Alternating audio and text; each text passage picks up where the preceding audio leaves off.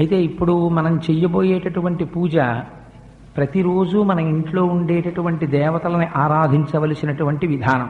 పూజ అనేటటువంటి ఫ్రేమ్ ఎలా ఉంటుందో చూపించడం కోసమని ఒక తేలికైనటువంటి పద్ధతిలో దీన్ని మీకు ఇవాళ తీసుకొచ్చి మీకు పరిచయం చేసేటటువంటి ప్రయత్నం చేస్తున్నాం.